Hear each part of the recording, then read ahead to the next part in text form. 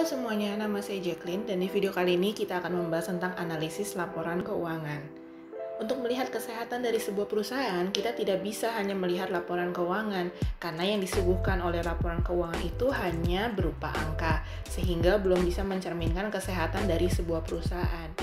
Ada 5 kelompok rasio yang akan digunakan. Yang pertama adalah profitabilitas atau kemampuan perusahaan untuk menghasilkan laba.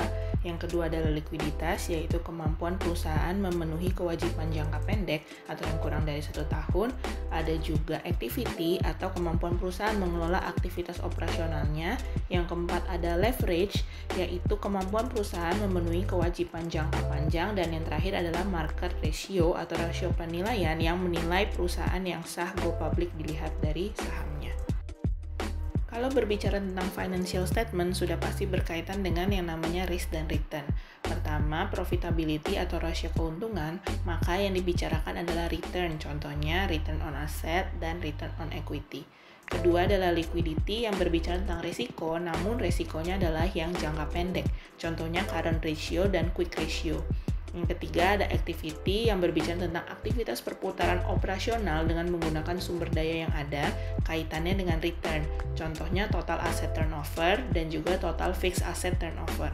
Yang keempat ada leverage yang berbicara tentang resiko jangka panjang, contohnya debt to asset ratio dan debt to equity ratio. Dan yang terakhir adalah market value berkaitan dengan risk dan return, contohnya adalah dividend yield dan juga price earning ratio.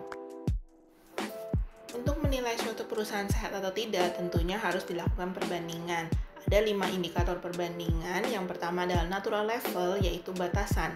Misalnya saja adalah current ratio di atas 1, yang artinya perusahaan mampu membayar kewajiban jangka pendeknya. Selain itu ada juga quality of number, yang misalnya di dalam rasio likuiditas ada current ratio dan quick ratio.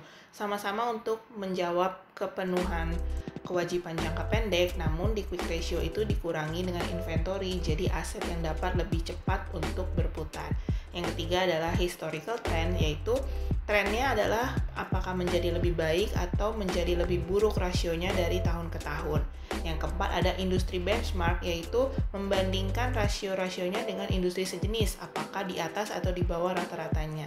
Dan yang terakhir adalah decomposition menggunakan DuPont analysis, yaitu melihat di mana masalahnya dengan menggunakan ROA dan ROE-nya. Sekian untuk video kali ini, sampai jumpa di video selanjutnya. Terima kasih.